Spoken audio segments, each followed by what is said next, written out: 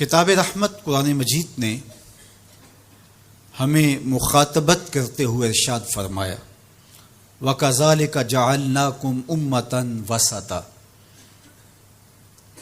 کہ ہم نے آپ کو امت وسط بنایا۔ تو دو چیزیں یہاں بیان فرمائی گئیں۔ ایک تو ہمارا نام، ہمارا تعارف، ہماری پہچان امت کے ذریعے سے کی گئی ہے کہ تم امت ہو، اور یہ وہ امت ہے جو میرے حضور نے جوڑی ہے۔ تنکا تنکا کر کے یہ گھونسلہ بنا، کوئی روم سے آیا، کوئی حبشے سے آیا، کوئی فارس سے آیا، کوئی مکے کا باسی تھا، کوئی مدینے کا رہائشی تھا، کوئی یمن سے سفر کرتا ہوا آن پہنچا، اور یہ ایک امت بنی۔ میرے حضور نے امت بنائی تھی، فرقے ہم نے بنائے ہیں، امت کو ٹکڑوں میں ہم نے بانٹا ہے۔ استاد ابراہیم ذوق نے کہا تھا ہفتاد و دو فریق حسد کے عدد سے ہیں، اپنا یہ طریق کے باہر عدد سے ہیں۔ حسد کے عدد نکالو تو 72 بنتے ہیں۔ تو کہا کہ یہ حسد کا نتیجہ ہے کہ امت فرقہ فرقہ ہو گئی اور ٹکڑوں میں بٹ گئی۔ مجھے بتاؤ، جس نے امت جوڑی تھی اس کے قلب اطہر پہ کیا گزرتی ہوگی؟ گھر میں دو بیٹے آپس میں بولتے نہ ہوں تو باپ کے حلق سے نیچے لقمہ نہیں اترتا۔ جس کی امت فرقوں میں بٹ گئی، طائف کے بازاروں میں، مکے کی گلیوں میں،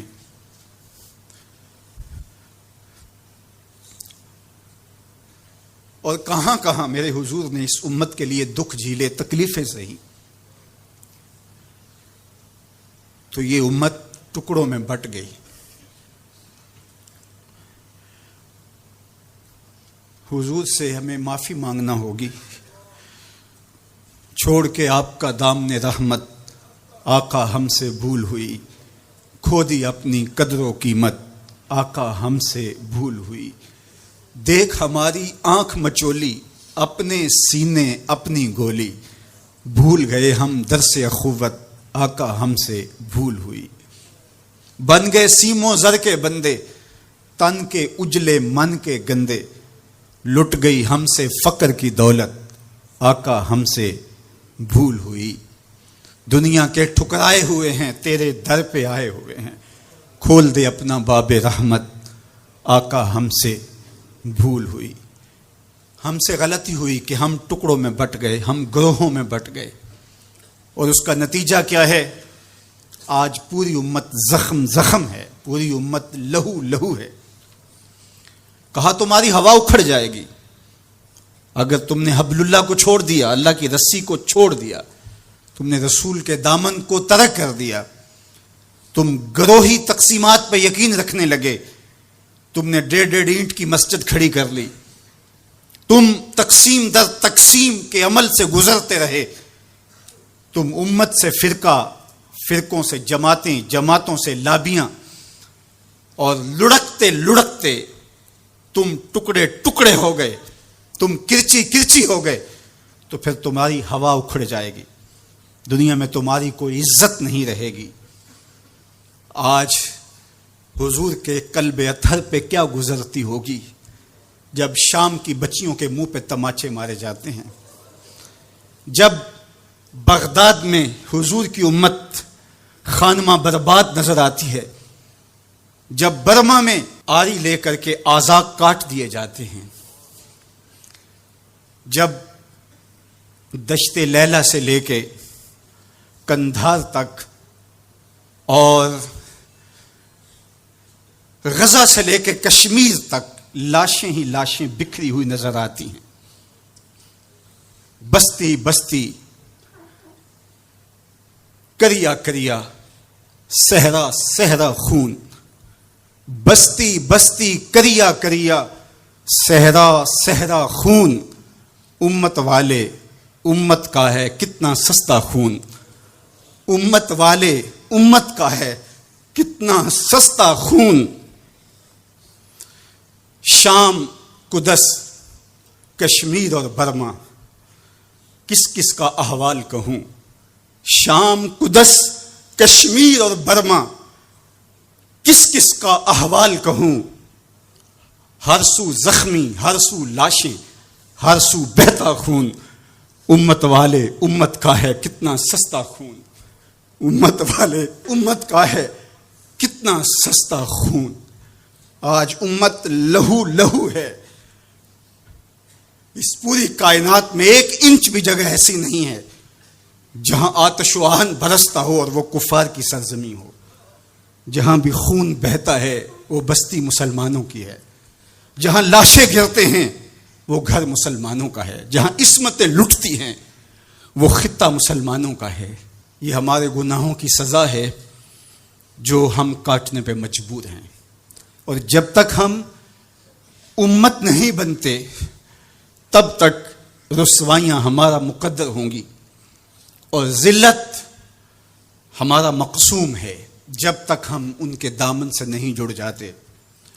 قوت عشق سے جب دہر میں اجالا نہیں ہوتا تو پستیوں کو بلندیوں سے بدلنے کا کرینہ آپ نہیں سیکھ سکتے۔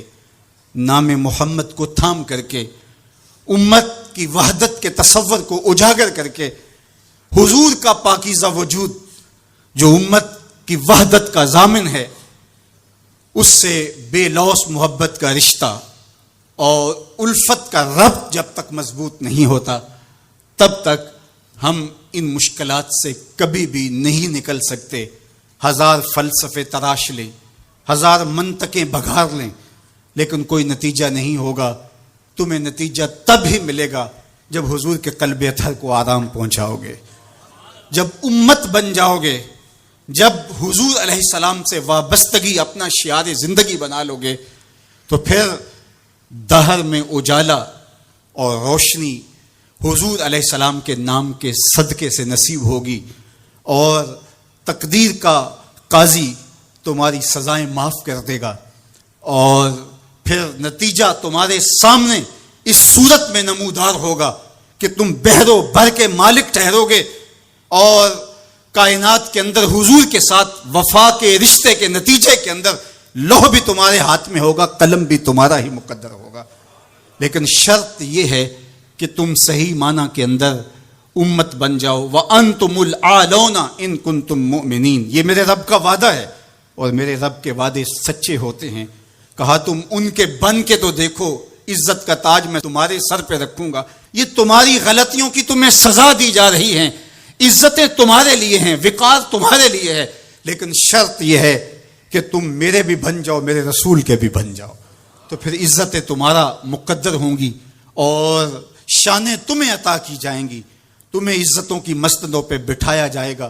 شکوے کی زبان کھلی تو لہجہ تلخ ہوا، اور اقبال بولا کہ صفائے دہر سے باطل کو مٹایا ہم نے، نوع انسانی کو غلامی سے چھڑایا ہم نے، تیرے کعبے کو جبینوں سے بسایا ہم نے، تیرے قرآن کو سینوں سے لگایا ہم نے، پھر بھی ہم سے گلہ ہے کہ وفادار نہیں، ہم وفادار نہیں، تو بھی تو دلدار نہیں۔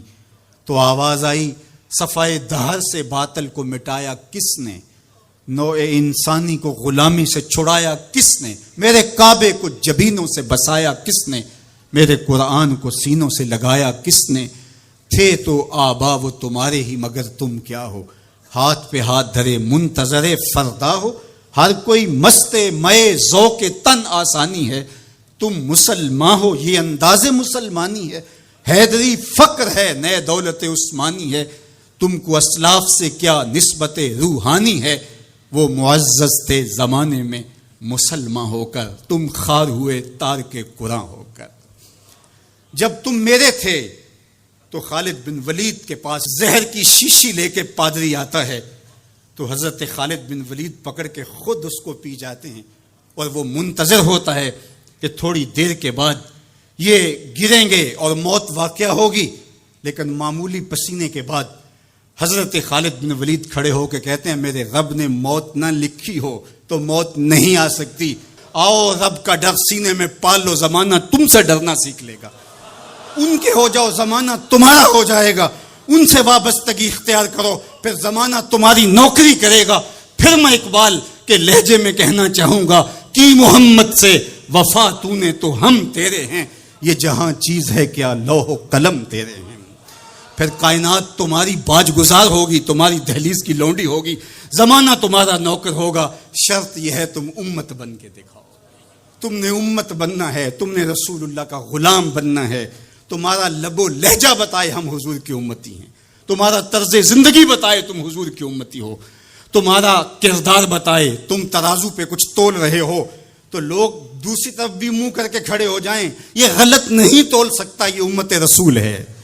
تم بول رہے ہو، لوگوں کو یقین ہو کہ یہ جھوٹ نہیں بول سکتا، یہ رسول اللہ کا امتی ہے.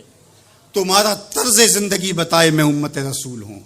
تمہاری وحدت، تمہارا زور ہے، تمہاری طاقت ہے، تمہاری توانائی ہے. تو فرمایا وَكَذَلِكَ جَعَلْنَاكُمْ أُمَّةً، ہم نے تو امت بنایا تھا تمہیں. تم ٹکڑے ٹکڑے ہوئے، تم نے اپنے آپ کو بانٹ لیا، تم ایک دوسرے کا گریبان نوچنے لگے، تم ایک دوسرے کے جبے پھاڑنے لگے، تم ایک دوسرے کے لیے نفرتوں کے بیج بونے لگے. تمہاری زبانیں انگارے اگلنے لگیں، تم چنگاریاں نکالنے لگے، تم ممبر و محراب کے تقدس کو پامال کرنے لگے، تم خواہشات کے غلام بن گئے، تم آرزوؤں کے نوکر بن گئے، تم اپنے نفس کی غلامی میں آ گئے. تم تو غلام تھے آمنہ کے لال کے. تم نے کب سے نفس کی غلامی اختیار کر لی، تم کب سے خواہش کے نوکر بن گئے، تم کب سے نفس کے بندے بن گئے. پھر تمہیں ذلیل نہ کیا جاتا تو اور تمہارا علاج کیا ہے؟ تقدیر کے قاضی کا یہ فتویٰ ہے، ازل سے ہے جرم ضعیفی کی سزا مرگ مفاجات. یہ تقدیر کا فیصلہ ہے. عبد القادر روحیلے نے جب ملک تیمور کو قید کر کے اس کی آنکھیں نوکے خنجر سے نکالی اور اس کی حرم کی بیٹیوں اور بہوؤں کو بہنا ناچنے پہ مجبور کیا، لیکن ایک دم نہ جانے اس کو کیا خیال آیا، اس نے سارا اسلحہ اتار کے پھینک دیا اور چارپائی پہ لیٹ کے خراٹے لینے لگا. لیکن وہ بیٹیاں برابر ناچتی رہیں. تو عبد القادر روحیلہ کھڑا ہوا اور اس نے کہا کہ میں ایک سپاہی ہوں اور اس حالت کے اندر اسلحہ اتار کے خراٹے لینے لگ جانا یہ ایک سپاہی کی شان کے لائق نہیں ہوتا. یہ میرا تکلف تھا، یہ میری بناوٹ تھی. مجھے خیال آ گیا کہ میں نے بہت زیادتی کی ہے اور میں یوں لیٹا. میرا خیال تھا کہ تیمور کی کوئی بیٹی میرے ہی خنجر سے میرا گلا چیر دے گی، لیکن اس کے باوجود تم برابر ناچتی رہیں. حمیت نام تھا جس کا گئی تیمور کے گھر سے. اس نے کہا کہ اب میں حق بجانب ہوں جو میں نے آپ کے ساتھ کیا، اس لیے کہ میرے خنجر کو پڑا ہوا دیکھ کے اور مجھے خراٹے لیتے ہوئے دیکھنے کے باوجود بھی جب تم ناچ رہی ہو تو پھر میں نے غلط نہیں کیا. تمہارا علاج یہی تھا، جب ہماری بیٹیاں غیروں کے نرغے میں ہوں، جب ہمارے گلے چیرے جا رہے ہوں، جب شام اجڑ رہا ہو، جب برما میں آریوں کے ساتھ انسانی اعضاء کاٹے جا رہے ہوں، جب بغداد کے اندر اس امت کی شہزادیاں بھیک مانگنے پہ مجبور ہوں، تو مجھے بتاؤ اس زمانے میں بھی ہم ایک دوسرے کے گریبان نوچیں گے؟ تو پھر جو ہمارے ساتھ ہو رہا ہے یہ ہماری سزا تھی. ہمیں امت بنایا گیا تھا، ہم نفس کے غلام بن گئے، ہم خواہشات کے نوکر بن گئے. تو میرے رب نے کہا وَكَذَلِكَ جَعَلْنَاكُمْ أُمَّةً. دوسری بات وسطا، تمہیں امت وسط بنایا. امت وسط اس کے 3 معنی امام قرطبی نے کیے ہیں: باعظمت امت، با کمال امت، اور تیسرا معنی معتدل امت. عظمت کے جس معراج پہ تمہیں بٹھایا تھا وہ کسی اور کا مقصوم نہیں تھا. جعلت لی الارض مسجدا، پوری کائنات کو تمہارے لیے مسجد بنا دیا گیا، تمہیں یہ عزت دی. حضور نے فرمایا میں آخری نبی ہوں، وانتم آخر الامم، اور تم آخری امت ہو. پس خدا بر ما شریعت ختم کر، بر رسول ما رسالت ختم کر. ہمیں آخری امت بنایا گیا. کنتم خیر امت اخرجت للناس تامرون بالمعروف وتنہون عن المنکر. یہ مجھے کہا گیا، یہ آپ کو کہا گیا، تم خیر امت ہو. ذرا گریبان میں جھانک کر کے دیکھیں، مجھے کہا گیا میں خیر ہوں، آپ کو کہا گیا خیر ہوں. یار یہ نسبت میرے حضور کی ہے. تو تم خیر سے جڑے ہو، تم بھی خیر بن گئے ہو، تم خیر امت ہو. تمہیں عزتوں کی مسند دی گئی، جو معراج، جو مقام، جو مرتبہ، جو رفعت تمہیں دیا گیا، وہ کسی اور کا مقصوم نہیں ہے. تم خیر امت قرار پائے. اللہ اکبر. تو کہا اس سے مراد باعظمت امت ہے. دوسرا معنی با کمال امت. جو عزت، جو شرف، جو مرتبہ، جو مقام تمہیں دیا گیا، جو کمال، عروج اور بانکپن تمہارا مقصوم ہے، وہ کسی اور امت کا مقصوم نہیں ہے. حضور نے ارشاد فرمایا ایک بندہ صبح سے لے کر کے ظہر تک مزدوری کرتا ہے، اس کو ایک قیراط دیا جاتا ہے. ایک ظہر سے لے کر عصر تک مزدوری کرتا ہے، اس کا وقت تھوڑا ہے لیکن مزدوری اس کو بھی ایک قیراط دی جاتی ہے. اور تیسرا شخص عصر سے لے کر مغرب تک مزدوری کرتا ہے، دونوں سے کم تھوڑا وقت لگاتا ہے لیکن اس کو 2 قیراط دیے جاتے ہیں. فرمایا پہلی مثال یہود کی ہے، دوسری مثال نصارہ کی اور تیسری مثال میری امت کی ہے. تھوڑے عمل پر زیادہ اجر رکھا گیا. من جاء بالحسنۃ فلہ عشر امثالہا. ایک نیکی کرو گے 10 کا ثواب ملے گا. یہ اس امت کو اعزاز دیا گیا، یہ امت کو تکریم دی گئی. ایک بچہ حفظ قرآن کرتا ہے اور اپنے خاندان کے لوگوں کی شفاعت کرتا چلا جاتا ہے. بڑھاپے میں اترتا ہے ایک شخص، عمر کی کثرت کی وجہ سے وہ خاندان کی شفاعت کا اہل ہو جاتا ہے. کیا کیا شرف نہیں دیے گئے، کیا کیا مقام نہیں دیا گیا. اس امت کو عزتوں کی مسند پہ بٹھا دیا گیا. قیامت کے دن اعضائے وضو سے چمکتی ہوئی یہ امت سامنے آئے گی. دور سے پہچانے جائیں گے یہ محمد عربی کے غلام ہیں، چونکہ ان کے اعضاء چمک رہیں گے، روشنی نکل رہی ہوگی ان کے وجود سے. تیسرا معنی امت وسط کا، معتدل امت، اعتدال کی راہوں پہ چلنے والی، نہ یہود کی طرح اور نہ نصارہ کی طرح افراط و تفریط کا شکار نہیں ہوں گے، بلکہ یہ اعتدال کی راہوں پہ گامزن ہوں گے. عقائد میں، اعمال میں، رویوں میں، طرز زندگی میں، انداز معاشرت میں، گفتگو میں، کلام میں، ہر لحاظ سے یہ اعتدال کی راہوں کے مسافر ہوں گے. جب یہ امت اعتدال کی راہوں سے نکلی اور ان میں غلو پیدا ہوا یا ان کے اندر تفریط پیدا ہوئی تو نتیجہ یہ ہوا امت اپنے وقار کو کھو بیٹھی. یہود نے شان الوہیت اور شان رسالت کے اندر تنقیص کر دی اور انبیاء علیہم السلام کی دشمنی مول لی اور کتنے نبیوں کو ناحق قتل کیا. بنی اسرائیل نے 70 نبی شہید کیے ہیں. آج اگر راہ خدا میں ہمیں کوئی تکلیف پہنچتی ہے تو میں اور آپ ہوتے کون ہیں؟ اس راستے کے اندر تو نبی شہید کیے گئے. امام رازی نے تفسیر کبیر میں لکھا ہے کہ مکے سے طائف تک 70 ایسے نبیوں کی قبریں ہیں جن کی وفات صرف بھوک کی وجہ سے ہوئی ہے. یہ دین یوں ہی ہمارے تک نہیں پہنچا، یہ قدریں ہمارے تک یوں ہی نہیں پہنچی، ہمارے اسلاف کی قربانیوں کا نتیجہ ہے. اور دوسری جانب نصارہ نے انبیاء کے باب میں ایسا غلو کیا اور توحید کے عقیدے کو بھی بگاڑ کے رکھ دیا. حضرت عیسیٰ کو خدا کا بیٹا قرار دے دیا. تقانیم ثلاثہ میں مبتلا ہو کر کے 3 وجودوں کو انہوں نے معبود قرار دیا اور 3 وجودوں کے مجموعے کو الہ کہا. افراط اور تفریط کی راہوں پہ گامزن ہونے والے گمراہیوں کا شکار ہوئے، لیکن مجھے میرے دین نے، میرے اسلام نے جو عقیدہ دیا وہ صراط مستقیم کا عقیدہ دیا.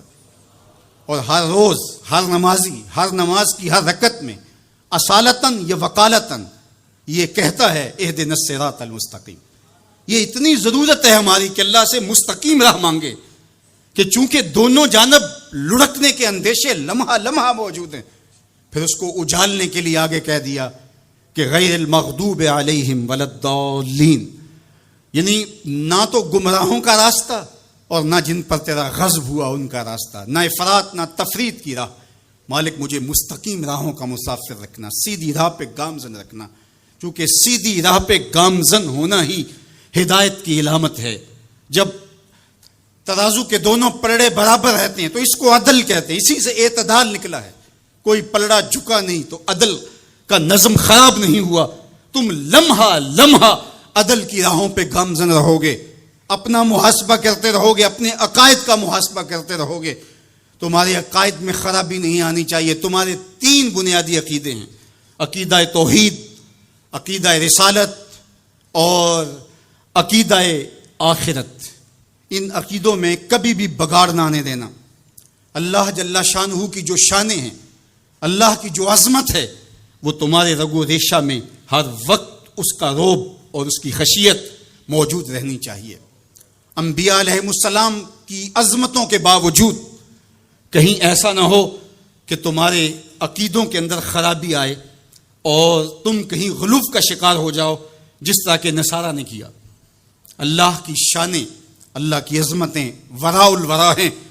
اور پھر دوسری بات، کہیں ایسا نہ ہو کہ توحید کے نشے میں تم انبیاء کی تکثیر کرنے لگ جاؤ اور نبی کی شان تمہارے لیے تکلیف کا سبب بننے لگ جائیں۔ شاید اس سے توحید میں کوئی فرق آتا ہے۔ میاں توحید میں فرق نبی کی عظمت سے کیسے آئے گا؟ اس لیے کہ نبی کو عظمت دینے والا تو میرا رب ہی ہے۔ وَرَفَعْنَا لَكَ ذِكْرَكَ۔ اور پھر تیسری بات، عقیدہ آخرت۔ آخرت کا عقیدہ یہ ہے کہ ہم نے اس دنیا پر بیٹھ نہیں رہنا، بہرحال اللہ کی طرف سے جو اس کے علم میں متعین ہماری زندگی ہے، اس کو گزارنے کے بعد ہم نے یہاں سے رخصت ہونا ہے۔ وہ ہم جوانی میں چلے جائیں، ہم بڑھاپے میں چلے جائیں، یا ارذل العمر کے بعد ہم اس دنیا سے رخصت ہوں، یا بچپن میں چلے جائیں، یہ ہمارے علم میں نہیں ہے، یہ ہم سے مخفی رکھا گیا، یہ اللہ کی حکمت ہے۔ لیکن یہ طے شدہ ہے کہ ہم نے یہاں بیٹھ نہیں رہنا، اور جب یہاں سے جانا ہے تو ایک دوسرا جہاں ہمارے لیے منتظر ہے، اور وہاں ہم نے ایک ایک عمل کا حساب دینا ہے۔ ثم لتسألن یومئذ عن النعیم۔ اس دن ایک ایک عمل کے بارے میں پوچھا جائے گا۔ اللہ اگر چاہے تو ہم سے گرفت کر لے، اور اگر چاہے تو اپنے کرم سے معاف کر دے۔ اگر وہ معاف کرنا چاہے تو کوئی پوچھ نہیں سکتا کہ اتنا بڑا پاپی اور مجرم تھا، اسے معاف کیوں کیا گیا۔ اور اگر وہ گرفت کرنا چاہے تو کسی کو حق نہیں ہے کہ وہ یہ کہہ سکے کہ مجھے گرفت کیوں کی گئی۔ تو ایمان بیم و رجا کے درمیان ہے۔ الایمان بین الخوف والرجا، ایمان خوف اور امید کی درمیانی کیفیت میں ہے۔ ڈر بھی لگا رہے، دھڑکا بھی لگا رہے، اور امید کے چراغ بھی بجھنے نہ پائے۔ فضل دی آس ہے مینو تے نالے ڈر بھی آندا ہے۔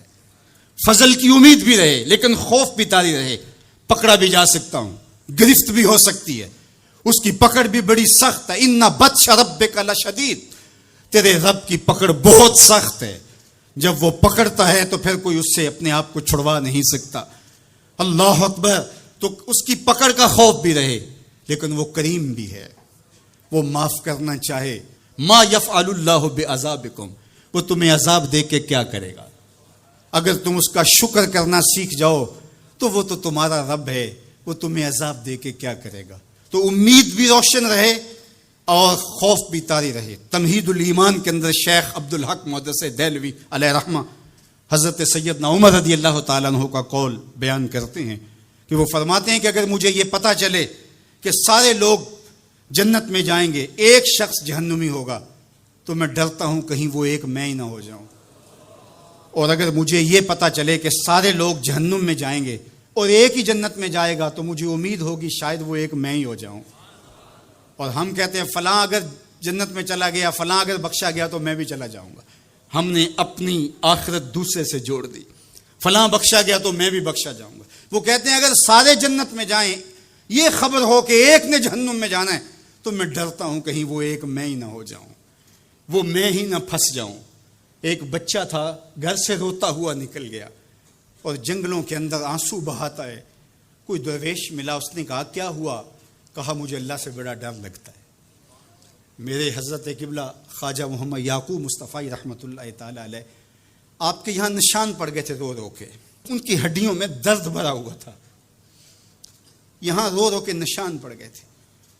تو یہاں ایک بزرگ ہوتے تھے، انتقال کر گئے۔ وہ کہتے ہیں ایک دن میں گیا تو انہوں نے دونوں اپنے گھٹنے کھڑے کیے تھے اور اپنی باہیں اس کے گرد لپیٹی ہوئی تھی اور ایسے سر جھکایا تھا۔ تو میں نے جا کے سلام کیا تو انہوں نے سر اٹھایا تو وہ رو رہے تھے۔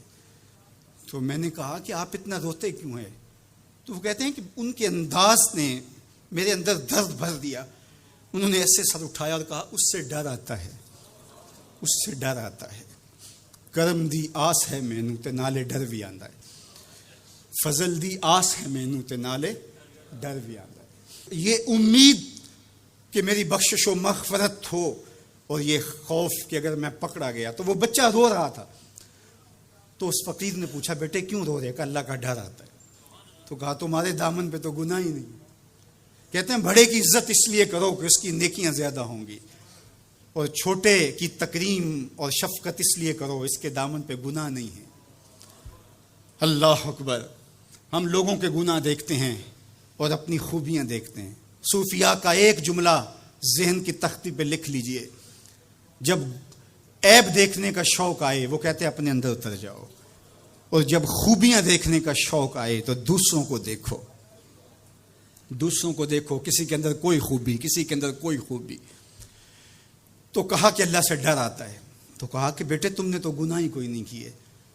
تو کہا آج میں نے عجیب ماجرا دیکھا جس نے مجھے گھر سے نکال دیا. کہا کیا؟ کہا کہ میری ماں کھانا پکانے کے لیے چولہے میں آگ جلانے لگی، تو اس نے لکڑیاں رکھی، تو لکڑیوں کو آگ نہیں لگ رہی تھی. تو اس نے چھوٹی چھوٹی لکڑیاں توڑ کے پہلے نیچے رکھی اور پھر ان کو آگ لگائی. ان کو آگ لگی تو پھر بڑی لکڑیوں کو بھی لگی. تو میں روتا ہوا گھر سے بھاگ آیا ہوں جنگل میں. کہیں ایسا نہ ہو کہ قیامت کے دن بڑے بڑے مجرموں کو آگ نہ لگے تو چھوٹے چھوٹوں کو رکھ دیا جائے. تو جب خوف سرایت کرتا ہے تو یہاں عمر نہیں دیکھی جاتی. اور بڈھا پاپی سب سے بدترین شخص وہ ہے جو بڑھاپے کے باوجود بھی بدکاری نہیں چھوڑتا. کہتے ہیں جب کوئی بندہ 40 سال کا ہوتا ہے پھر اس کا عذر باقی نہیں رہتا. 40 سال تک اس کا عذر باقی رہتا ہے، لیکن جب 40 سال کا ہو جائے، اب سن کہولت میں آ گیا، اب اگر وہ گناہ کرتا ہے تو کوئی عذر نہیں ہے. ہڈیاں کمبن گوڈے کھڑکن تے اڑ گیا لک تیرا، اجے بھی بدیوں باز نہ آئیوں جیو مرد دلیرا. یا ایھا الانسان ما غرک بربک الکریم. میرا رب پکار پکار کے کہہ رہا ہے او بھاگنے والے انسان آجا پلٹ کے، تیرا رب بڑا ہی کریم ہے. میں یہ بات 100 بار کہی، میرے سننے والے مجھ سے 1000 بار سن چکے، لیکن لفظوں کی چاشنی اور امید کی ایسی جگمگاتی کرنیں روشن ہوتی ہیں کہ دل میں چراغاں ہو جاتا ہے. اور جب میں یہ بول رہا ہوتا ہوں تو میرے اندر پھل جھڑیاں پھوٹ رہی ہوتی ہیں، اور اللہ کے تشکر کے اندر درد کی کیفیت بھی پیدا ہو رہی ہوتی ہے کہ وہ رحمت بھرے لہجے میں پکار کے کہہ رہے سرکش کو، متمرد کو، باغی کو جو اس کی دہلیز چھوڑ کے بھاگ گیا، او بھاگنے والے آجا پلٹ کے، تیرا رب بڑا ہی کریم ہے. کوئی ایسے بھی آواز دیتا ہے، کوئی ایسے بھی مجرم کو پکارتا ہے. یہاں رک کے میں ایک اور جملہ بھی کہنا چاہتا ہوں. اعتدال میں حقوق اللہ اور حقوق العباد کی جو لوگوں نے تقسیم کی اور اس کا اپنا معنی متعین کیا، وہ ایک مشہور تو ہے لیکن حقیقتاً وہ معنی متعین نہیں ہے. اللہ کے حق فائق ہیں مخلوق کے حق سے. عمومی طور پہ کہا جاتا ہے یار حقوق اللہ کی خیر ہے، بس حقوق العباد کا خیال رکھو. یہ عمومی بات کہی جاتی ہے. تو یہ بات اچھی طرح ذہن نشین کر رہے ہیں. یہ بھی آپ کے اعمال میں اور آپ کی افکار میں اور آپ کے نظریات میں غلو پیدا ہو گیا کہ آپ نے اللہ کے حق کو کمتر سمجھ لیا اور مخلوق کے حق کو غالب سمجھ لیا. ایسا نہیں ہے، اللہ کے حق سب سے زیادہ ہیں. اللہ تعالیٰ قرآن مجید میں ایک موقع پہ ارشاد فرمایا وَمَا قَدَرُ اللَّهَ حَقَّ قَدْرِهِ. انہوں نے اللہ کی قدر کا حق کی ادا نہیں کیا. وہ تمہارا خالق لگتا ہے، خالق کے بڑھ کے حق کس کے زیادہ ہو سکتی ہے؟ تو جو مختلف روایات کے اندر حقوق العباد کی طرف توجہ دلائے گی تو اس کا مطلب یہ ہے، مفہوم یہ ہے کہ اللہ تو کریم ہے، وہ معاف کر دے گا، بندہ تو معاف نہیں کرے گا. بالخصوص قیامت کے دن جب پھنس گیا اور اس کی اپنی بدعمالیاں بھی اس کے پاس ہوئیں اور کسی نے اس کا حق غصب کیا ہوا ہوگا تو پھر کیا ہوگا؟ اب وہ تو خود پھنسا ہوا ہے تو وہ کبھی نہیں چھوڑے گا. اب اللہ تعالیٰ کس طرح اس معاملے کا حل فرمائے گا کہ یہ شخص جس نے حق کھایا ہے، جس نے زیادتی کی ہے، تو اس دوسرے شخص کو اپنی نیکیاں دے گا. نیکیاں لینے کے باوجود بھی اگر وہ پاپی اتنا بڑا ہے کہ ابھی بھی کام نہیں بنتا اور اس کے ذمے قرض بھی باقی رہ گیا، تو پھر یہ اس کو اپنے گناہ دے گا. تو اب قیامت کے دن کون چھوڑے گا؟ جہنم کی دہکتی ہوئی آگ سامنے ہوگی اور ایک بندہ پھنسا ہے اور یہ بھی پھنسا ہوا ہے، تو اس کی جان اس کو اپنے گناہ دے کے اس کی نیکیاں لے کے چھوٹ رہی ہے، تو وہ کیسے معاف کرے گا؟ وہ نہیں معاف کرے گا. اس لیے اس معنی کے اندر کہا کہ حقوق العباد میں کوتاہی نہ کرنا، اس لیے کہ اس کی معافی نہیں کرے گا. وہ اس کے پاس ایک چیز ہاتھ لگ جائے گی وہ تو غنیمت سمجھے گا. تو اس کا یہ مطلب بھی کہیں نہیں ہے کہ بندے کے حق کہیں غالب اور زیادہ ہیں، اللہ کے حق کم ہیں. جو حق بندے کا اللہ پر ہے اللہ نے تو پیدا کیا ہے. الذی خلقک کا فسوا کا فعدلک. کہا تیرے حق میرے اوپر زیادہ اس لیے کہ میں تیرا خالق لگتا ہوں. میں آپ سے پوچھتا ہوں اس دنیا پر، اس عالم رنگ و بو میں، اس مادی کائنات میں سب سے زیادہ آپ کے کندھوں پر کس کے حق ہیں؟ تو آپ سب کہیں گے ماں کے حق.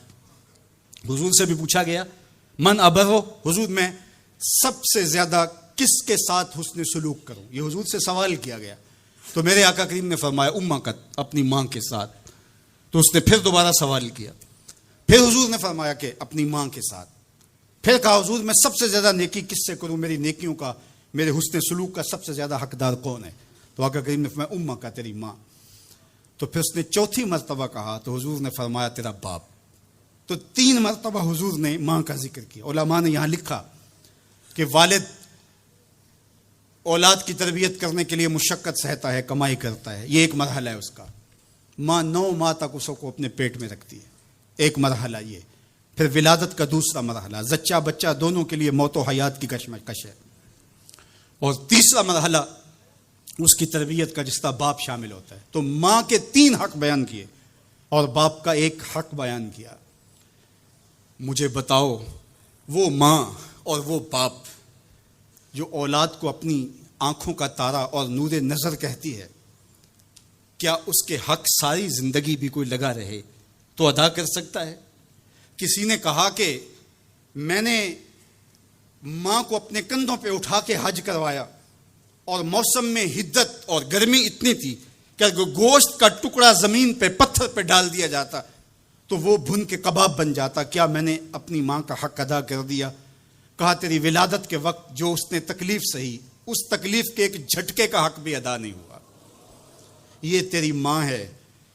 کیا تو اتنی بے وفا ہو گئی ہے کہ اس ماں کی مرضی اب تیری مرضی نہیں رہی؟ وہ باپ جس کی ہڈیاں بھی درد کر رہی ہیں اور وہ مزدوروں والے اڈے پہ بیٹھا ہے، اور جب کوئی مزدور لینے آتا ہے تو اس سے صحیح طرح سے اٹھا بھی نہیں جاتا، پھر بھی کلی والا ڈبہ اٹھا کے آگے بڑھتا ہے، اور مزدور لینے والے شخص کے ساتھ لپٹ کے چمٹ کے کہتا ہے کہ بابو مجھے لے جاؤ، 10 روپے کم دے دینا، میں نے اپنی بیٹی کی کالج کی فیس دینی ہے. وہ باپ جس کی ہڈیاں دکھ رہی ہیں اور جا کے دیوار پر کلی کر رہا ہے، اس کی کمائی سے کالج میں پڑھنے والی بیٹی کو ایک خاتون ایک سجے ہوئے دفتر میں بٹھاتی ہے اور کہتے تو پدر شاہی نظام کے خلاف بغاوت کر، تیرا جسم تو تیری مرضی ہونی چاہیے، باپ ہوتا کون ہے؟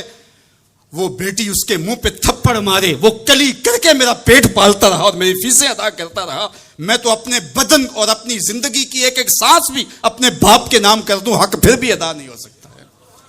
میرا باپ میری تعلیم کا ضامن ہے، میری زندگی کا ضامن ہے، میری عزت اور آبرو کا پہرے دار ہے. اللہ اکبر. معاشرہ بدل گیا، حالات کے تیور تبدیل ہو گئے، بغاوتیں بھر گئیں، وفاؤں نے دم توڑ دیا. مغرب کی تہذیب سوائے تکلف کے اور کچھ نہیں ہے، اور چہرہ جو روشن نہ ہو تو کیا حاجت گلگونہ فروش. نئی تہذیب تکلف کے سوا کچھ بھی نہیں ہے. یہ مغربی تہذیب کی یلغار نے مرد آوارہ، بیکار و زن کمار باش کیا معاشرہ تخلیق کیا جا رہا ہے. میرے حضور کے غلاموں، آؤ ہم نے دین حضور سے لینا ہے، اور یہ سارے چونچلے اور یہ ساری مغربی وظیفہ خور تنظیمیں یہ دم توڑ کے رہ جائیں گی. اس کائنات کے اندر اور اس وطن کے اندر جھنڈا لہرائے گا تو محمد عربی کے نظام کا ہی لہرائے گا انشاءاللہ. ہم حضور کے دین کو کھڑا کرنے کے لیے اور حضور کے نظم کو غالب کرنے کے لیے اپنی زندگی کے ایک ایک سانس کو حضور کے نام وقف کریں گے. میری زندگی کا مقصد تیرے دین کی سرفرازی، میں اسی لیے مسلمان، میں اسی لیے نمازی. میری زندگی کا ایک ایک لمحہ حضور کے دین کے لیے، حضور کے نام کے لیے. تو حقوق والدین کے جو ہے وہ بہت سارے ہیں. کہا تو اس کے ایک درد کے جھٹکے کا جواب بھی نہیں دے سکا. ماں اولاد سے جو محبت کرتی ہے اور جو ماں کے حق ہیں وہ اتنے زیادہ ہیں کہ کسی پیمانے میں اس کو تولا نہ جا سکے. میں کہا کرتا ہوں سمندر کی پاتال تک تو کوئی پہنچ گیا ہوگا، لیکن ماں کے پیار کا کنارہ آج تک کسی نے نہیں پایا. یہ سڑکوں کے کناروں پر بڑے بڑے ہیوی ترازو نصب کر دیے گئے ہیں، پورا کنٹینر تول لیا جاتا ہے. لیکن آج تک ایسا ترازو میں نے نہیں دیکھا جس پر ماں کے پیار کو بھی تولا جا سکے۔ ماں جب بولتی ہے تو اس کے لہجے میں جبریل بولتا ہے، ماں جب مسکراتی ہے تو لگتا ہے جنت کی ساری کلیاں کھل اٹھی ہیں۔ اللہ نے ماں کے سینے میں وہ درد، وہ درک، وہ محبت، وہ چاہت، وہ پیار کا جہاں آباد کر دیا کہ سید خورشید گیلانی نے کہا تھا کہ اونچے ہوٹلوں میں کھانا کھانے میں وہ سرور کہاں جو چولہے پر بیٹھ کے ماں کے ہاتھوں سے پکی ہوئی چپاتیاں کھانے میں ملتا ہے۔ اور کہا اونچے اونچے اسٹیجوں پہ حضرت صاحب، عالی جناب، مفتی صاحب، قبلہ عالم، کیا کیا لفظ سننے کو ملتے ہیں، لیکن ان لفظوں میں وہ چاشنی کیا جو ماں کی زبان سے اوئے مٹھو اور اوئے ببلو کے اندر رکھی گئی ہے۔ ماں کے سینے میں تڑپتی ہوئی ممتا اور محبتوں کا جہاں، اس کی کوئی مثال ہی نہیں ہے۔ ماں کو اتنا پیار کیوں ہے اور ساری زندگی ماں کے حق ادا کرتا رہے پھر بھی حق ادا نہ ہو، کیوں؟ اس لیے کہ ماں نے جنم دیا ہے۔ یہی جواب ہے نا آپ کا کہ ماں اتنا پیار اس لیے کرتے، اس کے حق کتنے ہیں کہ میرے حضور نے کہا پھر ماں، پھر ماں، پھر ماں۔ اتنے حق کیوں ہیں؟ اس لیے کہ اس نے جنم دیا ہے۔ میرے جملے کو بار بار آپ نے سنا ہوگا، پھر سن لیجئے، جس نے جنم دیا ہے اس کو اتنا پیار ہے اور اس کے اتنے حق ہیں، تو جس نے خلق کیا ہے اس کو کتنا پیار ہوگا اور اس کے کتنے حق ہوں گے۔ تو اللہ کے حق غالب ہیں۔ تو یہ جو حقوق العباد کی تلقین کی جاتی ہے تو اس کا مفہوم یہ ہے کہ اس کی معافی نہیں ہوگی۔ انسان ہے، نہیں معاف کرے گا، وہ کریم ہے، معاف کر دے گا۔ تو اس کا یہ مطلب کبھی بھی نہیں نکلتا کہ جو ہے وہ اللہ کے حق کوئی کمزور ہے اور مخلوق کے حق غالب ہیں۔ ہمارے اوپر سب سے بڑا حق ہمارے اللہ کا ہے، پھر رسول اللہ کے حق ہیں، پھر اس کے بعد ہماری ماں کے، ہمارے باپ کے، ہمارے مرشدوں کے، ہمارے استاد۔ ہم احسان فراموش لوگ نہیں ہیں، ہم جس کا بھی حق ہو اس کو پورا کرتے ہیں۔ مولا کائنات سیدنا علی المرتضیٰ فرماتے ہیں جس نے مجھے ایک حرف بھی پڑھایا اس نے مجھے اپنا غلام بنا لیا۔ ہم تھوڑی سی عزت ملنے پر آنکھیں سر پہ نہیں رکھ لینے والے لوگ، ہم احسان فراموش نہیں ہیں کہ کبھی باپ کو پدر شاہی نظام کے ساتھ مسترد کریں، کبھی ماں کے چہرے پہ لات مار دیں کہ تم کون ہوتی ہو میری زندگی میں مداخلت کرنے والی۔ ہم تو رشتہ بھی کرنا ہوتا ہے تو بوڑھی دادی امی سے بھی پوچھتے ہیں، جب تک وہ ہاں نہیں کرتی تو گھر کے اندر ماحول ہی نہیں بنتا ہے۔ ہمارا دین، ہمارا کلچر، ہماری تہذیب، ہمارا تمدن ہمیں یہ سکھاتا ہے لیسا منا من لم یرحم صغیرنا ولم یوقر کبیرنا، جو چھوٹوں کے ساتھ شفقت سے پیش نہیں آتا اور بڑوں کے ساتھ جو ہے وہ توقیر سے پیش نہیں آتا۔ میرے حضور نے فرمایا میرے ساتھ اس کا کوئی تعلق، کوئی ربط، کوئی رشتہ نہیں ہے۔ تو ہمارا دین تو ہمیں یہی سکھاتا ہے۔ تو بیم اور رجا کے درمیان ہمیں یہ سکھایا گیا۔ بات احترام کی چلی تو عقیدوں کے اندر جب غلوف پیدا ہوتا ہے تو اغیار کی سازشوں کا ہم نادیدہ اور دیدہ طور پہ شکار ہو جاتے ہیں۔ اقبال نے آج سے صدیوں قبل یہ بات جو ہے وہ ہونے والے حادثات کی نشاندہی کرتے ہوئے اپنے زمانے میں کہا تھا کہ تو کہ نشناسی خفی راز جلی ہوشیار باش، اے گرفتار ابو بکر و علی ہوشیار باش۔ کہا تو نہیں جانتا کہ تیرے ساتھ کیا کھیل کھیلا جا رہا ہے، ابو بکر اور علی کو آپس میں مقابل کھڑا کرنے والے ہوشیار ہو جا۔ یہ غیار کی سازش ہے، یہ دونوں کرنیں سینہ محمد عربی کی ہیں۔ ابو بکر بھی حضور کے ہیں، علی بھی حضور کے ہیں، عثمان بھی حضور کے ہیں، اصحاب بھی رسول کے ہیں، اہل بیت بھی حضور کے ہیں۔ ہم ان کی چوکھٹ کے فقیر بھی ہیں اور ان کے در کے بھی غلام ہیں۔ ہم تو غلام ابن غلام ابن غلام ہیں۔ ہمیں تو ان کی وساطت سے دین ملا ہے۔ ہم ایک کا نام لے کر کے دوسرے کی نفی نہیں کر سکتے۔ اللہ کے محبوب علیہ الصلوۃ والسلام نے حضرت سیدنا علی المرتضیٰ کو دیکھا اور فرمایا، مسند امام احمد بن حنبل نے اس کو روایت کیا، نہج البلاغہ میں موجود ہے، سیدنا علی المرتضیٰ فرماتے حضور نے میرے بارے فرمایا، یہلک فی رجلان محب مفرط و مبغض۔ علی تیرے معاملے میں آ کے دو لوگ برباد ہوں گے۔ تیرا معاملہ حضرت عیسیٰ والا معاملہ ہے۔ ایک نے حضرت عیسیٰ سے بغض رکھا اور ان کی ماں پہ تہمت لگا دی، اور ایک نے حضرت عیسیٰ سے اتنی محبت کی انہیں ابن اللہ کہہ دیا۔ دونوں گمراہ ہو گئے۔ فرمایا تیرا معاملہ بھی حضرت عیسیٰ کا ہے، یہلک فی رجلان۔ حضرت علی خود فرماتے ہیں میرے معاملے میں دو لوگ برباد ہوں گے، محب مفرط و مبغض۔ ایک محبت کر کے برباد ہوگا، ایک بغض رکھ کے برباد ہوگا۔ امتن وسطہ، درمیانی امت ہو تم نے ترازو کے دونوں پلڑے پورے کر کے عدل کے تقاضوں کو پورا کرنا ہے۔ ایسا نہ ہو کہ علی کی محبت آنکھوں پہ پنٹی باندھ دے، تمہیں ابو بکر بھی نظر نہ آئے، تمہیں غارے سور کی بلندیوں پر اپنے کندھوں پہ حضور کو اٹھا کے لے جانے والا صدیق بھی دکھائی نہ دے۔ اور تمہیں جو ہے وہ دشمن کے آگے سینہ تان کے کھڑے ہونے والا فاروق بھی دکھائی نہ دے، اپنا سارا مال حضور کی راہوں میں خرچ کر دینے والا تمہیں عثمان نظر ہی نہ آئے، تم یوں اندھے ہو جاؤ. اور ایسا بھی نہ ہو جانا کہ علی کا نام لیا جائے تمہاری طبیعت میں بے چینی آ جائے، تمہارے چہرے کا رنگ بدلنے لگے، تم علی کا نام گوارا نہ کرو. جس علی کا ذکر بھی عبادت ہے، تمہیں ٹھنڈ کیوں نہیں پڑتی ہے، تمہیں تسکین کیوں نہیں ہوتی ہے؟ تو کہا نہ ادھر لڑکنا نہ ادھر لڑکنا، نہ تم گمراہیوں کا شکار. وَكَذَلِكَ جَعَلْنَاكُمْ أُمَّةً وَسَطًا، تم امت وسط بن کے رہنا، تم ترازو کے دونوں پلڑے برابر رکھنا. اور میں آپ کو امت وسط کے حوالے سے ایک ضروری بات وہ بھی بتانا چاہتا ہوں، اور وہ یہ کہ میرا اسلام، میرا دین امن کا دین ہے. قیام امن دین کے مقاصد میں شامل ہے. لیکن دوسری جانب اگر دشمن کی سرکوبی کے بغیر راستے نہ نکلتے ہوں تو اسلام کہتا ہے گھوڑے تیار رکھو. اسلام کہتا ہے تمہاری تیغ براں اس کے سر کو کاٹتی ہوئی آگے بڑھ جائے، تم ان کے جوڑ جوڑ پہ مارو. تمہیں جہاد کا حکم دیا گیا تو ان دونوں پلڑوں کو برابر رکھنا پڑے گا. کہیں ایسا نہ ہو کہ تم امن کی بات کرتے کرتے جہاد کو ہی بھول جاؤ، اور ایسا بھی نہ ہو کہ تم جہاد کی بات کرتے ہوئے امن کا مذاق اڑانے لگو جو کہ دین کے مقاصد سے ہے. جہاد بھی امن کے قیام کے لیے کیا جاتا ہے. آپ فقہا سے پوچھیں، فی نفس ہی قتال قبح ہے، حسن نہیں ہے، فی نفس ہی. لیکن یہ حسن کیسے ہوا؟ لغیر ہی ہوا، یعنی چونکہ قتال سے پھر پائیدار امن آئے گا، لہٰذا یہ مجبوری قبول کر لی گئی. تو اصل امن ہے، امن کے قیام کے لیے جہاد کیا گیا، اور اس میں تمہارا نفس نہیں آنا چاہیے. حضرت علی کے منہ پہ تھوک دیا جاتا ہے، پیچھے ہٹ جاتے ہیں چھاتی سے، علی کا نفس شامل ہو گیا. یہ ہمارا دین ہے. شہادت ہے مطلوب و مقصود مومن، نہ مال غنیمت نہ کشور کشائی، شہرت پسندی کے لیے. ابو امامہ الباہلی فرماتے ہیں حضور علیہ الصلوۃ والسلام سے پوچھا، ایک شخص شہید ہو جاتا ہے، جان راہ خدا میں وار دیتا ہے، لیکن اس کے دل میں ہے کہ چلو میری شہرت بھی ہو جائے گی تو اس کو اجر ملے گا. میرے حضور نے فرمایا فلا شیء لہ، اسے کوئی اجر نہیں ملے گا.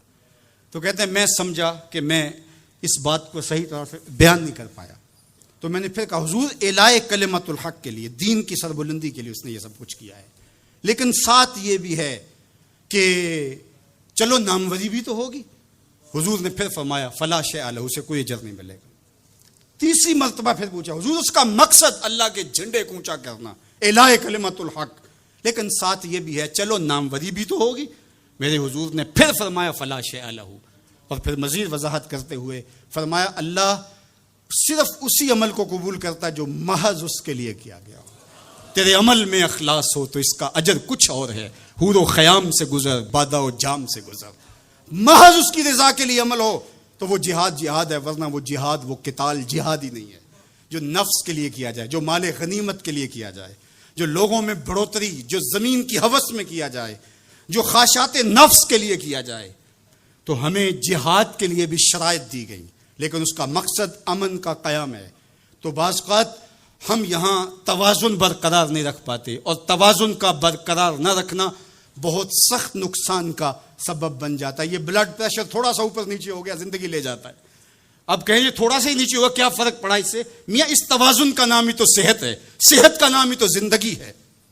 1262 سے لے کر کے 1290 تک خاقان اعظم قبلائی رہا. اس کے اندر دلچسپی پیدا ہوئی، مختلف مذاہب کی طرف رغبت پیدا ہو گئی. اس نے مختلف مذاہب کو ماننے والوں کو اپنے پاس بلایا. غلام مرتضیٰ میکش نے یہ تاریخ اسلام میں سارا واقعہ لکھا ہے، اور اس نے بدھ مت کے لاماؤں کو، ہندوؤں کے بڑوں کو، جوگیوں کو، پادریوں کو، سب کو بلا کے کہا مجھے اپنے اپنے مذہب کے حوالے سے کچھ بتاؤ. تو جو عالم دین گیا مسلمانوں کی طرف سے، اس نے جہاد کی آیتیں پڑھی، اور جس میں کفار کو قتل کرنے کا حکم نامہ تھا. تو قبلائی خان نے کہا کہ تمہارا دین کافروں کو قتل کرنے کی تلقین کرتا ہے؟ اس نے کہا ہاں. تو کہا پھر آپ ہمیں قتل کیوں نہیں کرتے؟ تو کہا کہ ہمارے پاس طاقت نہیں ہے. تو اگر طاقت ہو تو کہا پھر ہم تمہیں کاٹ دیں. تو اس نے وہیں کھڑے کھڑے حکم نامہ جاری کیا کہ ان کا دین اگر ہمیں قتل کرنے کا حکم دیتا ہے، طاقت نہ ہونے کی وجہ سے یہ رکے ہوئے، تو پھر یہ کیوں زندہ بچے؟ اس نے فوراً حکم نامہ جاری کیا جو مسلمان سامنے اس کو کاٹ دو. مسلمان گاجر مولی کی طرح کٹنے لگے. یہ کلمہ حق کہہ کے آیا تھا وہاں. اس دور کے صوفی بزرگ اور عالم شیخ جلال الدین علیہ رحمہ، پتہ چلا کہ یہ ایک عالم کی لغزش سے سب کچھ ہوا ہے. عالم کا پھسلنا عالم کا پھسلنا ہے. تو گئے جا کے بادشاہ کو کہا کہ بادشاہ کیا ماجرا ہوا؟ کہا تمہارا دین ہمیں قتل کرنے کا کہتا ہے اور ہمارے پاس طاقت ہے، پھر ہم آپ کو کیوں چھوڑیں؟ تو کہا صاحب وہ دین کی تعبیر کو سمجھتے نہیں تھے جنہوں نے آپ کو بتایا. حالت جنگ کے یہ احکام ہیں. عام دنوں کے اندر تو اسلام یہ نہیں کہتا، اور حالت جنگ کے اندر آپ بتائیے کون کسی کو چھوڑتا ہے؟ لیکن میرا اسلام پھر بھی بچوں کو چھوڑتا ہے، پھر بھی خواتین کو چھوڑتا ہے، مذہبی رہنماؤں کو چھوڑتا ہے. اس نے کھڑے کھڑے حکم نامہ جاری کیا کہ جو کٹ گئے ابھی تلواریں نیام میں ڈال لی جائے. تو صاحب جب تک عدل نہیں ہوگا، جب تک آپ یک سیر علم را دامن عقل باید، ایک سیر علم کے لیے 10 من عقل چاہیے. اگر آپ ترازو کے دونوں پلڑے برابر نہیں رکھ سکتے تو تمہیں تولنے کے لیے بٹھایا کس نے؟ میرا رب کہتا ہے وَكَذَلِكَ جَعَلْنَاكُمْ أُمَّةً وَسَطًا، ہم نے تمہیں امت وسط بنایا. ترازو کے دونوں پلڑوں کو برابر رکھنا، دونوں پلڑوں کو جھکنے نہ دینا. اللہ کے محبوب علیہ السلام نے دونوں پلڑے رکھے. المومن غر کریم، مومن سادہ مزاج ہوتا ہے، بھولا بھالا سیدھا سادہ ہوتا ہے. اللہ اکبر. اب مومن کا سیدھا سادہ ہونا یہ کہیں ایسا ہی نہ ہو کہ لوگ اس کو دعوے لگاتے رہیں. کہا فطرتاً تو ایسا ہی ہوتا ہے، اس کی طبع ہے کہ وہ اعتبار کر لیتا ہے. لیکن دوسرے مقام پہ کہا بیلنس بھی کر لو. میرے حضور نے ارشاد فرمایا لا یلدغ المؤمن من جوہر واحد مرتين، مومن ایک ہی بل سے 2 مرتبہ ڈنگ نہیں کھاتا. اگرچہ وہ چالاک نہیں ہے لیکن زیرک ضرور ہے، اگرچہ وہ مکار نہیں ہے لیکن بصیرت کا نور اللہ نے اس کے سینے میں رکھا ہے. کہا اس کی فراست قلبی سے ڈرو، وہ اللہ کے دیے ہوئے نور سے دیکھتا ہے. اس کو اللہ نے چراغاں دی ہے، اللہ نے اس کو روشنی عطا کی ہے. عمومی طور پہ کہا جاتا ہے یہ دنیا والے ہیں، یہ دین والے ہیں، اور یہ 2 تقسیمات کر دی جاتی. یہ تقسیمات ہمارا دین ہمیں نہیں سکھاتا ہے. دونوں پلڑے برابر رکھو، دنیا بھی اور دین بھی. اصل دنیا کیا ہے؟ ملا رومی بولے چیز دنیا از خدا غافل بدن. دنیا ہے کیا؟ خدا سے غافل ہونے کا نام دنیا ہے.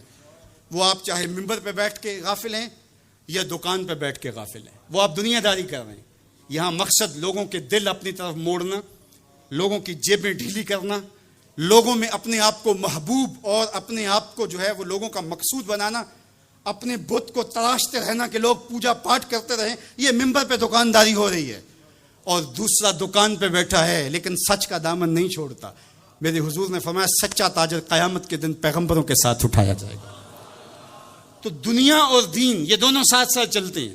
تو دین اور دنیا 2 الگ الگ خانے نہیں ہیں. اسلام ترک دنیا سے روکتا ہے لیکن غرق دنیا سے بھی بچنے کی تلقین کرتا ہے.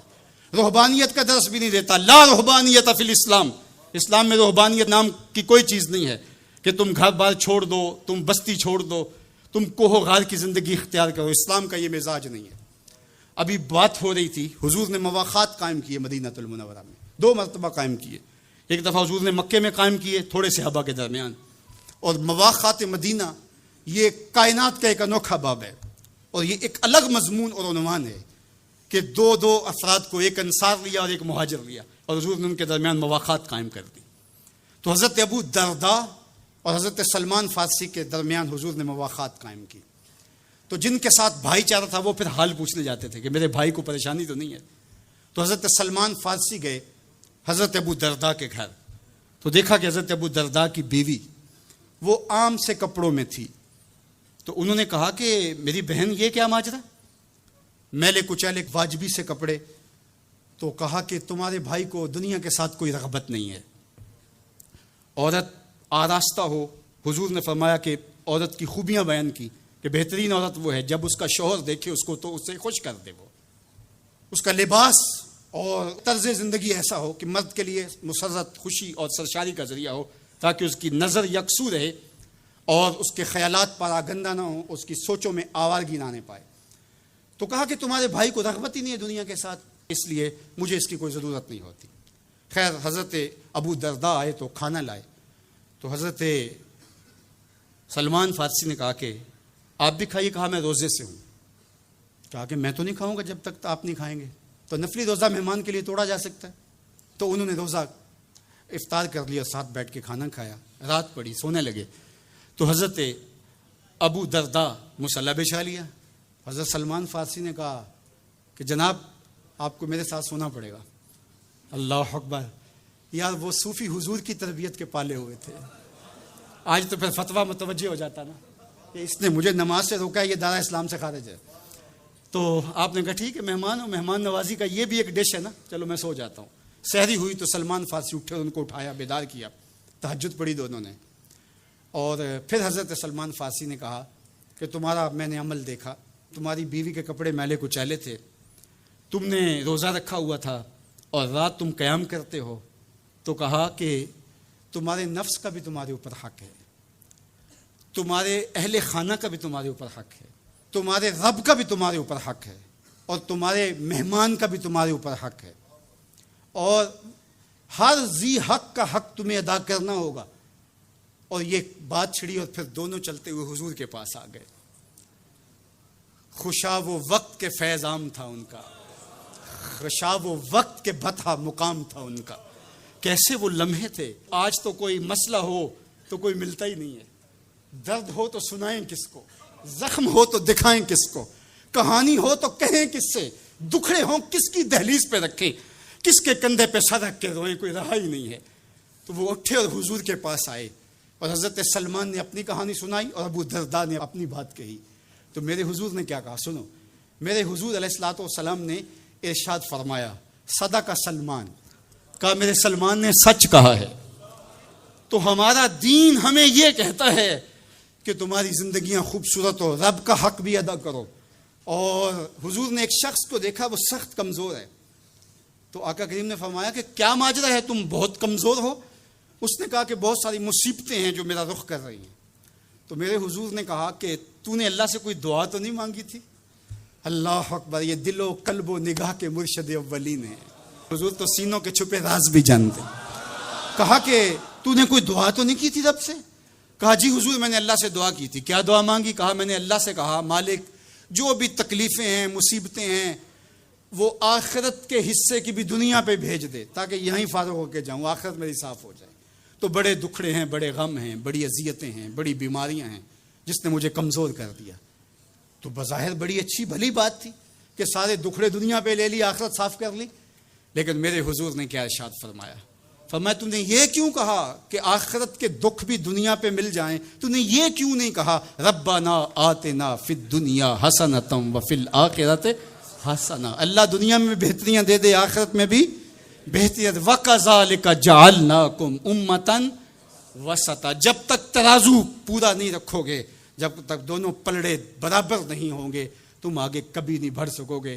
یار میں تو سفر پہ نکلتا ہوں تو میرا ساربان گاڑی روک کے کہتا ہے میں نے ہوا چیک کروانی ہے، کسی ٹائر میں ہوا کم نہ ہو. مجھے تو لگتا نہیں، وہ کہتا ہے مجھے پتا ہے گاڑی ڈول رہی ہے.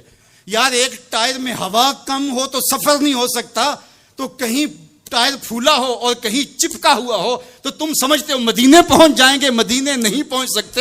تم تو کہیں نہیں پہنچ سکتے. وَكَذَلِكَ جَعَلْنَاكُمْ أُمَّةً وَسَطًا. دونوں ترازو کے پلڑے برابر رکھو، دونوں ٹائروں کے اندر ہوا پوری رکھو، پھر تمہاری گاڑی فراٹے بھرتے ہوئے مکے بھی پہنچے گی، مدینے بھی پہنچے گی. اس لیے کہا کہ تم نے امت وسط بننا ہے، اپنے دامن کو کبھی بھی دائیں بائیں جھکنے نہیں دینا، افراط و تفریط کا شکار نہیں ہونے دینا. طاعت اور خدمت خلق کے مابین بھی عمومی طور پہ ہمارے معاشرے کے اندر ایک غلط فہمی پائی جاتی ہے. کچھ لوگ کہتے ہیں جی بس میں تو اللہ کی مخلوق کی خدمت کرتا ہوں، مجھے کیا، میں تو حج بھی نہیں کیا، اس کے پیسے بھی غریبوں کو دے دیے ہیں. وہ تبلیغ کرتے ہیں لوگ کہ جناب قربانی کے پیسے بھی اگر غریبوں میں دے دیے جائے تو یہ زیادہ اچھا ہے، ان کی مدد ہو جائے. تو وہ اس خدمت خلق میں اتنا غلو کر جاتے ہیں کہ وہ اسلام کے شعار کا مذاق اڑانے لگ جاتے ہیں. اور جو عبادت والے ہیں انہیں ہمسائے کو دیکھنے کا موقع بھی نہیں ملتا.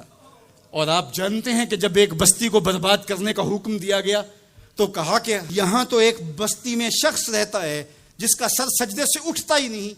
کہا میرے بندوں کے اوپر قیامتیں ٹوٹیں اور ان کے اوپر ظلم اور جبر کے پہرے ہوں اور اس کے ماتھے پہ شکن نہیں آتا، اس کے سمیت ہی بستی کو لٹ کے رکھ دو. یار عبادت کرتے ہو لیکن ہمسایوں کا خیال بھی رکھو. میرے حضور علیہ الصلوۃ والسلام نے لعاب پھینکا نا تو صحابہ نے اپنے ہاتھوں پہ لے کے اپنے منہ پہ مل لیا. کائنات کے اندر آپ کو ایسا کوئی محبوب نہیں ملے گا جیسے حضور ہے. آپ نے عشق اور محبت کی لوک داستانیں بڑی سنی ہوں گی. لوگوں نے نہریں بھی کھودی, لوگوں نے محبوبوں کے لیے کیا کچھ نہیں کیا, لیکن آج تک آپ کو ایسا نہیں ملا ہوگا کسی محب نے محبوب کا لعاب بھی چاٹا ہو. کائنات میں یہ انوکھا باب ہے. تو حضور علیہ الصلوۃ والسلام نے فرمایا کہ تمہیں اس چیز پر کس نے ابھارا کہ میرا لعاب بھی اپنے چہروں پہ مل رہے ہو؟ تو انہوں نے کہا اللہ اور اس کے رسول کی محبت نے. تو میرے حضور نے اس کی نفی نہیں کی, لیکن ساتھ ہی فرمایا اگر کوئی چاہتا ہے کہ اللہ اور اس کے رسول سے محبت کرے اور اللہ اور اس کا رسول اس سے محبت کرے تو وہ ہمسایوں کے حقوق کا خیال رکھے. یعنی تمہارا یہ پہلو بھی, تم عاشق رسول بھی ہو لیکن ہمسایوں کا بھی تو خیال رکھو. تمہارے گھر پہ جھنڈا تو لگا ہے حضور کے میلاد کا, لیکن اگر ہمسایوں کے گھر میں اندھیرا ہے تو یار اپنے گھر میں اس سال اگر چراغاں نہیں کر سکے, غریب ہمسائے کا میٹر کٹ گیا اس کا بل دے دو, آمنہ کا لال زیادہ خوش ہوگا, میلاد والا رسول زیادہ خوش ہوگا. اس لیے دونوں پلڑے برابر رکھو. نہ تو عبادات کے زعم میں تم خدمت خلق کو اور ہمسایوں کے حقوق کو, رشتہ داروں کے حقوق کو بھول جاؤ, اور نہ یہ کہ تم خدمت خلق کے نام پہ عبادات کا مذاق اڑانے لگو. وَكَذَلِكَ جَعَلْنَاكُمْ أُمَّةً وَسَطًا. ادارت المصطفیٰ دونوں بازوؤں کے ساتھ اڑنے کی فکر رکھتا ہے, اور امت وسط کے مزاج کو لوگوں میں راسخ کرنا شروع ہوتا ہے. ظاہر ہے جب کبھی اس بازو پہ زور پڑے تو کبھی اس بازو پہ زور پڑے تو بازو جھکنے لگتے ہیں, تو میرا اللہ مدد کرتا ہے, نصرت دیتا ہے. تو کبھی ہمارے کسی بازو پہ فتویٰ بھی آ کے جو ہے وہ زور ڈالتا ہے, کبھی کسی فتوے کا میزائل لگتا ہے, لیکن ہم تو بلے شاہ کی بولی میں کہتے ہیں بلیا لوکی تینوں کافر کافر آکھن تو آہو آہو آکھ. ہمارا کام الجھنا تھوڑا ہے, ہم نے تو آگے بڑھتے ہی چلے جانا ہے, اور ہماری منزل تو مدینہ ہے, ہم نے تو اس کی طرف عازم سفر رہنا ہے. ادارت المصطفیٰ ایک فکر کا نام ہے, اور وہ فکر جو مدینے کی ضیاؤں سے پھوٹتی ہے, گنبد خضرا کے جمال کی روشنی ہے, اور وہ مصطفی نہیں ہو سکتا جس کے دونوں بازو میں سے ایک بازو شل ہو. حضور کی امت سے جس کو پیار نہیں ہے, حضور کی امت سے جس کو محبت نہیں ہے, حضور کی محبتوں کا کبھی بھی مستحق نہیں ہو سکتا. میرے بزرگ فرمایا کرتے تھے جس کے بچوں سے تم پیار کرتے ہو اس کا باپ تم سے پیار کرتا ہے. اگر تم چاہو کہ حضور ہم سے پیار کریں تو حضور کی امت سے پیار کرو. تو ایک امت بنو, دوسرا امت وسط بنو, تو پھر دیکھنا تمہاری شاہین صفت پرواز اس کو کوئی چھو بھی نہیں سکے گی. تم پھر بڑھتے رہو گے اور تمہارا بڑھنا منزل آشنا ہوگا, اور تو راہ نورد شوق ہے منزل نہ کر قبول, لیلا بھی ہم نشیں ہو تو محمل نہ کر قبول. تیرا تو مطمع نظر, تیرا تو ہدف ہی کچھ اور ہے. تو دنیا کے لیے نہیں ہے, دنیا تیرے لیے ہے. تو خواہشات کا دیوانہ نہیں ہے, بلکہ خواہشات تیرے پیچھے دوڑیں گی, اور زمانہ تیری دہلیز پہ باندیوں کی طرح نوکری کرے گا. من کان للہ کان اللہ لہو, تو ان کا ہو کے دیکھ زمانہ تیرا ہو جائے گا. جو لیڑا ہے سی